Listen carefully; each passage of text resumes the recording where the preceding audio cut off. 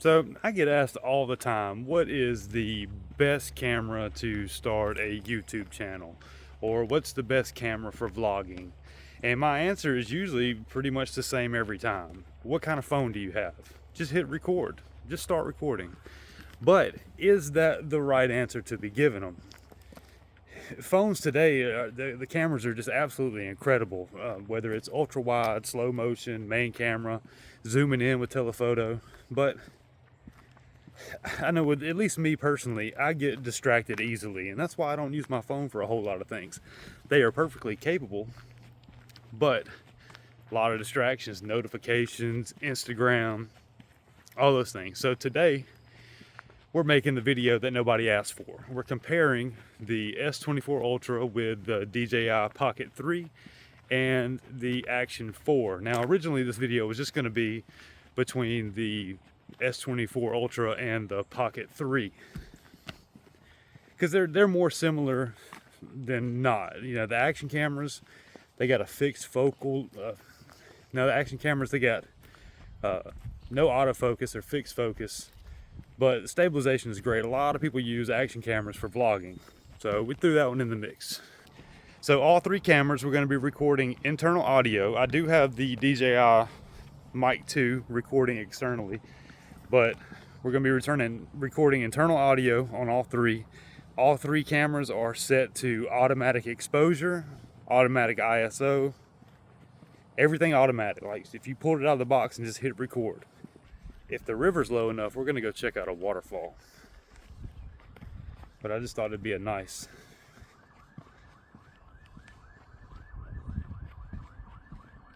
Wow.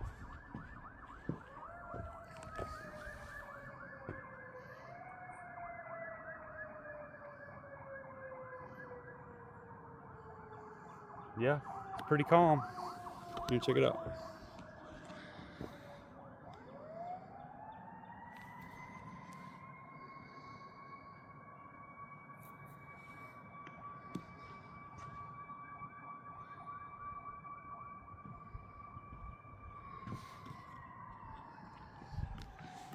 The dynamic range on all these cameras is just incredible. How are they doing with me backlit? There's the sun behind me. The Pocket 3 is looking tasty. Now I can't see the screen of the S24 Ultra because I'm recording with the main camera. So I'm hoping I'm in the center of the frame, but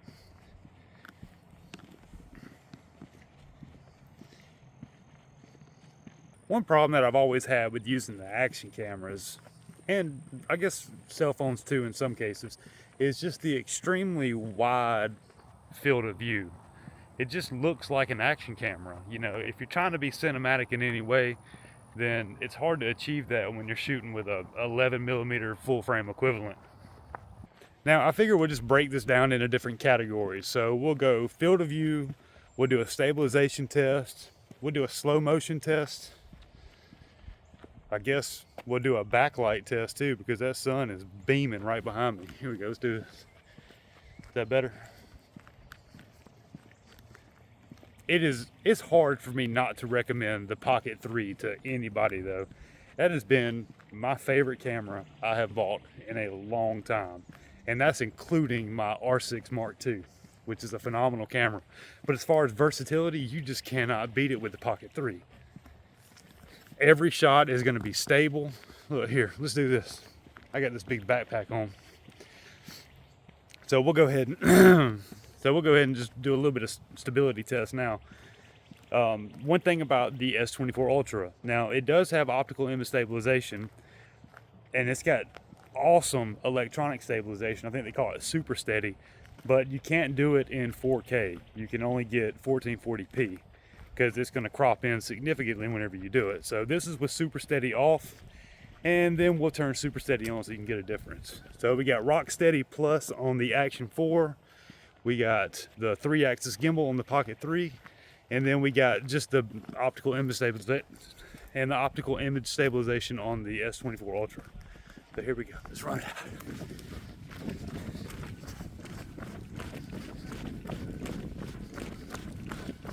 Hard to do with a backpack on.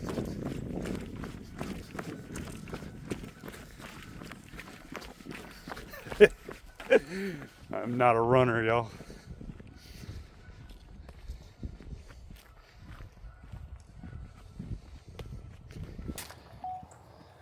What's up, man? Hey, man. How you doing this morning? Good, how are y'all? All right.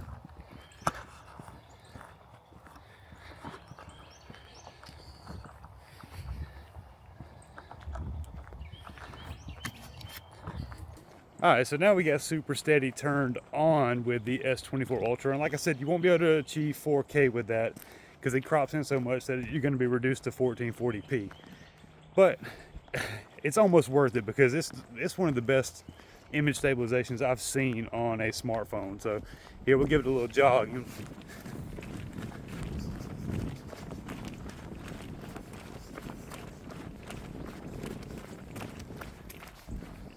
It's just absolutely incredible. With those kind people walking by, it kind of brings up another good point. Being discreet. You know, you're out in public, you're trying to film. It is awkward looking at a camera and talking to it when you're out in public. I don't think I'll ever get over that. I think it's always going to feel weird. I mean, maybe it's just generational. Maybe younger kids don't have a problem doing it, but it's just weird to me. So I don't think I'll ever fully get over that. But if you got a big mirrorless camera with a shotgun microphone on top of it, I mean, of course, it's going to bring a lot of attention. If you're just holding your phone, I guess that looks more natural. More people are used to that. But with the Pocket 3, it's tiny. You just stand there and hardly anybody ever notices it. And so right now we are in the widest field of view on all three cameras. So we're on ultra wide on the Action 4, which is a 17mm equivalent. And then the Pocket 3 is a 20mm equivalent. And then the S24 Ultra is a 13mm equivalent.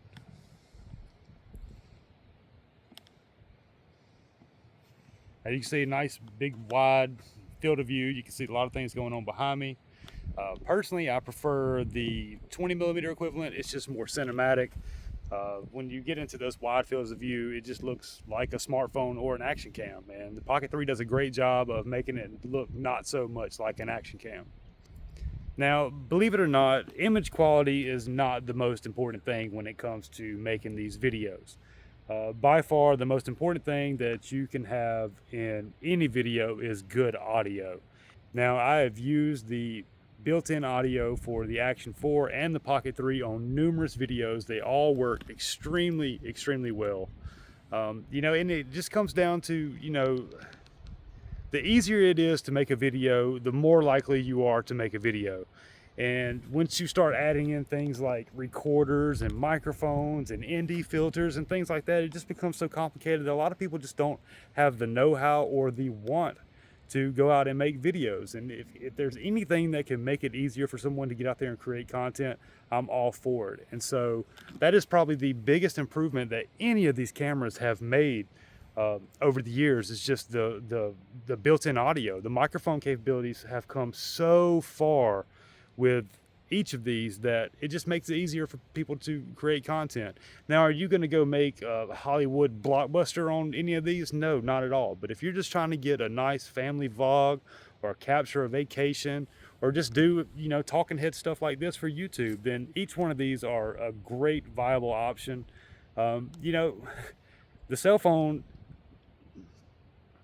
you know, it's been said a long time ago that the best camera that you can have is the one that you have on you.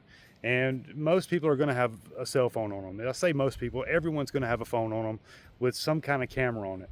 Now, if you want to check out, after you're done with this one, the video I made on the Samsung A54, that's a $400, $500 cell phone that makes really, really good videos. Now, it's not going to be the same audio quality that you get out of something like this, but you don't have to have a $1,500 smartphone to make good content.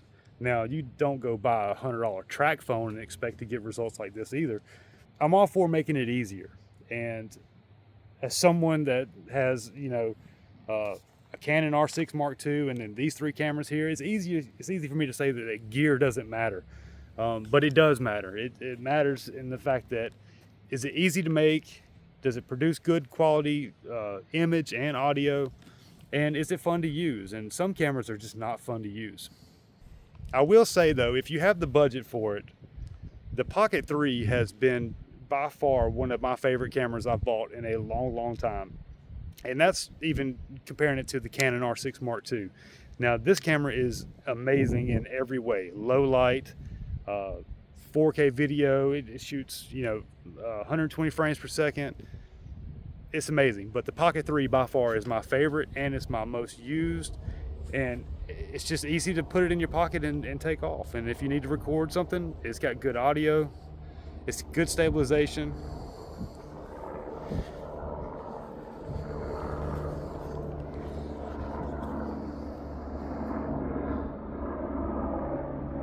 Speaking of, with that helicopter flying over, how's the audio? Ooh, I'm backlit. Now we got a helicopter flying over. How good is each one of these cameras at isolating my voice compared to the background noise? Now there's a waterfall just up the creek here. We might try to go down there and see how it is, but that thing is ripping and it's loud. So I don't know if you'll be able to hear anything. Maybe we'll go check it out, but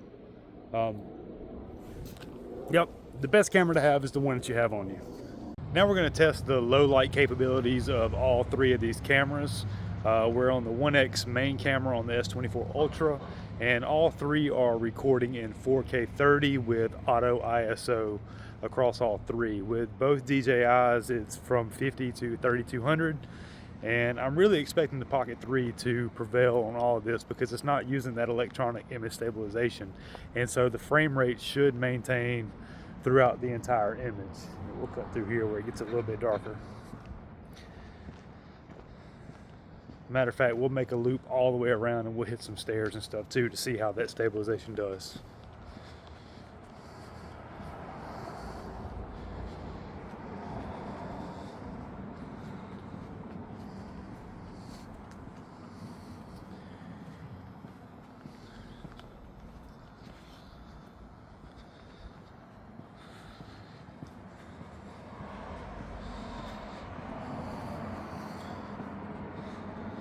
Honestly, as far as image quality, I feel like the Action 4 is really holding it together.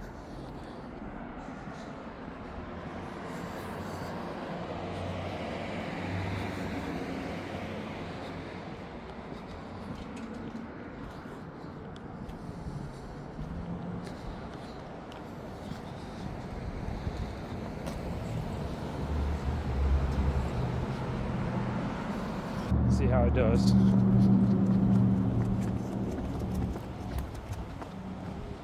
I feel like the Pocket 3 probably crushed on that test right there. And even now, like, it is, like, just looking at the detail in the bricks on the Pocket 3 versus the Action 4. I don't know what the Samsung is looking like just yet because the screen is facing away from me. We're using the main camera. But the Pocket 3 is looking crispy in that low light. Even the white balance is just more natural. The Action 4 seems like it's a lot warmer, but that's the difference you get with such a larger sensor. Stabilization test, going up the stairs. Like I said, I feel like it's probably going to be, Pocket 3 first place, Action 4 second place, and then the S24 Ultra is going to come in third. So anyway, we're going to run up the stairs. What do you think? All right, so what's the conclusion? If you got a decent smartphone, you don't really need to go off and buy another camera. If you're just doing daily vlogs or just trying to start a YouTube channel, you don't have to have all this latest and greatest tech. But if you have it in your budget and you got $400 or $500 to spend, then I absolutely recommend getting the Pocket 3 or the Action 4. I kind of strongly suggest that you save your money just a little bit more and go with the Pocket 3 because it does so much, especially if you're just a one-man band and you need to get some tracking shots. It also has phase detect autofocus, whereas the Action 4 is a fixed focus. It even has features like product showcase, to where when you hold things up in front of the camera, it focuses on that. Like, it's the perfect camera for somebody starting out on YouTube or just trying to get into daily vlogs. It does vertical orientation for those of you that like to do your short forms or your TikToks. It's a great camera. But if all you have is your cell phone, then you absolutely 100% can get by with that. It does, you know, speaking of new phones, the iPhone 15, 14, 13, or the S24, 23, 22, even the 21, they all do great images, great audio. So don't think you're going to go get an iPhone 6 and make, you know, banger content with it. But if you have a phone that was released within the past 4 or 5 years, then absolutely that is plenty good for you to start a YouTube channel. But this was kind of the video that nobody really asked for, but you know, hey, we made it. So be sure to hit the like button if you haven't already, and also consider subscribing. So that's going to do it for this one. Oh, there will be links to all these down in the description below. So if you are looking for one of these cameras, then you know, it helps the channel out directly if you shop through those links. So as always, take care of yourselves. You know you deserve it. I'm Donnie B, and we'll see you on the next one. Peace.